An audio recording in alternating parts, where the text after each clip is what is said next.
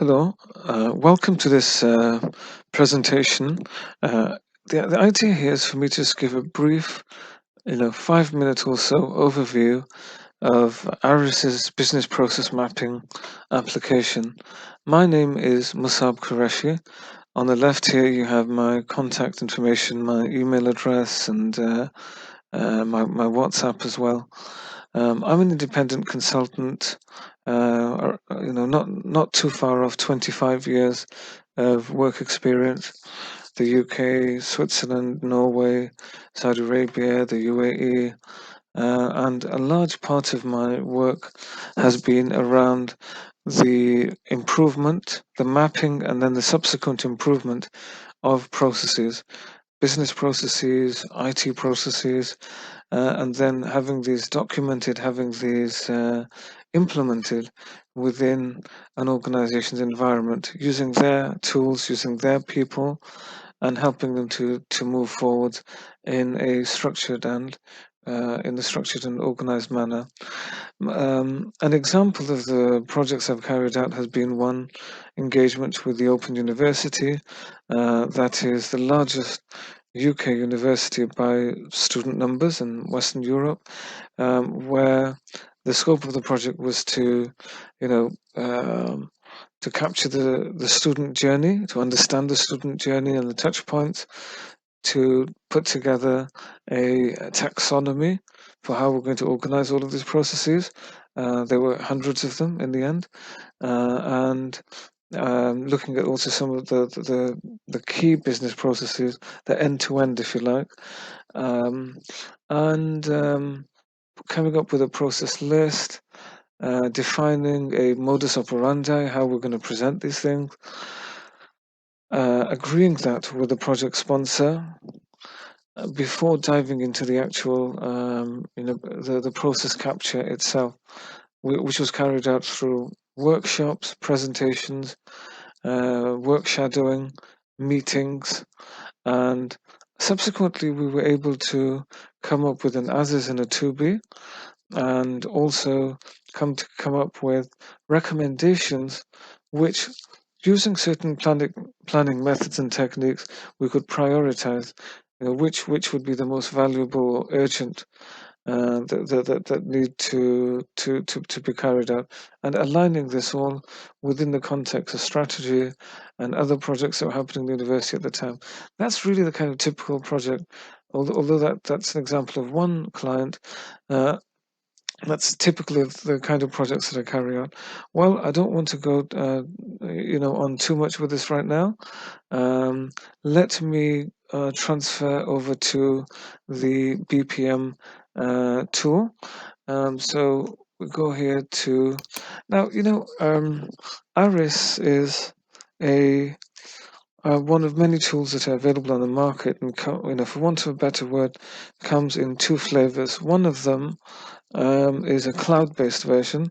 The other that you're looking at here on the screen is the Windows installed local client, version of it.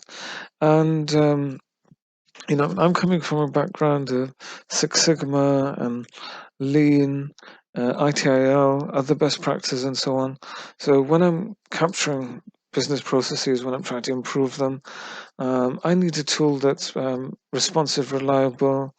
I was surprised with ARIS with the web-based version, and it would hardly crash. And I found it, just as stable as the installed client, which isn't always often the case when you get software in two versions. Keeping in mind that some of my connections were even via my mobile phone, 4G, 5G, depending on the area that I'm in. So it was a bit of a pleasant surprise. Let's have a quick look at this, because I wanted this to be short and sweet. 1, 2, 3.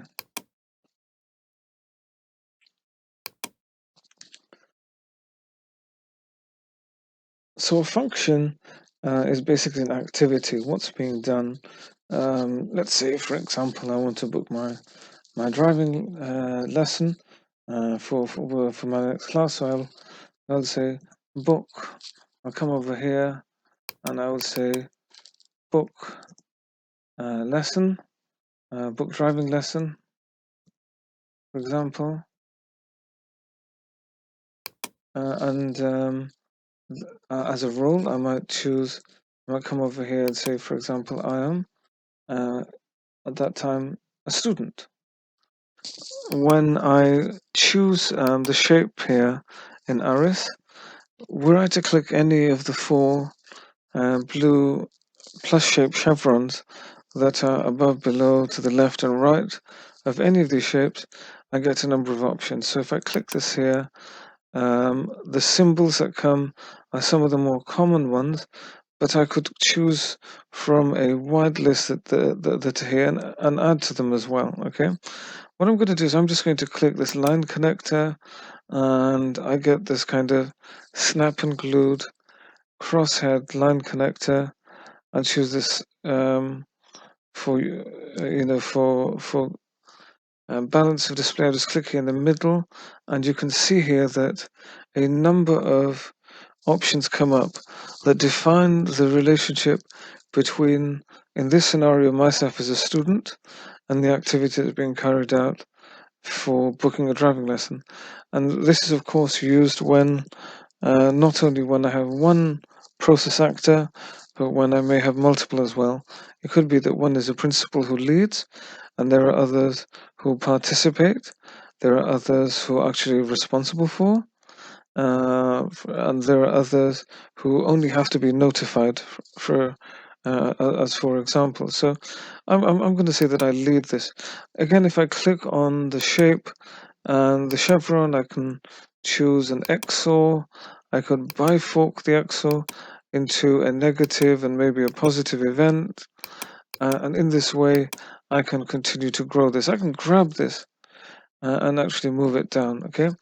One of the things that I've seen, and in this way, you just grow your process map. You literally go, take activities, take the decision points, put in the events, put in the logic gates, add in any aspect that's here. I mean, you get a lot of symbols here, and you would agree with your with the key person within your organization at an early part of the project in terms of what will be included versus what will be excluded, what the kind of convention is and so on. Okay, let me come through this, and what happens, for example, I might want to have some kind of policy there, and I link that to it. That'll define the business rules, right? That okay, the student who wants to book the driving lesson, they need to have, and I would join this with a similar connector, right? They need to have a valid driving license. They need to have paid upfront and so on. If I opens this shape, if I double click it, it brings up the property box. And I'm not going to do that now because I want to keep this tutorial very short and sweet. And in the properties box, I might put in some of those preconditions, right? That's there, for example, right? So this is how we do process mapping with ARIS. Okay. Now, one of the things to bear in, one of the challenges that I face is just when I start putting in activities into this, and I'm bearing in mind I'm coming from a background of having used Visio for the same around 25 or so years. Then I sometimes struggle with the shape, and one of the tricks I found is that you can actually zoom out of ARIS and makes. If I hold the Control key and I use a wheel mouse, right? I can actually zoom out until what I've drawn in that diagram becomes infinitesimally small, and I can kind of at that point where this is part of a large process map, right? Then I can cut bits out. I can disconnect them and cut them out, and I can move things around very easily. And this actually is a real time saver. Um, for instance, I can okay, if I select my shapes, okay, and if I press down the Alt key, right, and this also is another real time-saving tip. If I hold down the Alt key, then and I use the cursor keys of up, down, left, and right, the shapes or the grouping of them that I've selected moves in larger jumps. If I then do this using the control, it's sorry, if I do it with the shift, it's medium-sized jumps, and if I do it with control, it's actually tiny jumps. But most likely, even that's 1 pixel at a time. Okay, so Alt is a big jump, Shift is medium size, and Control is a small jump. So again, very useful for when I'm doing my process mapping and kind of need to align and move things around. Okay. Another thing that I find useful myself is horizontal and vertical spacing, which you find up here.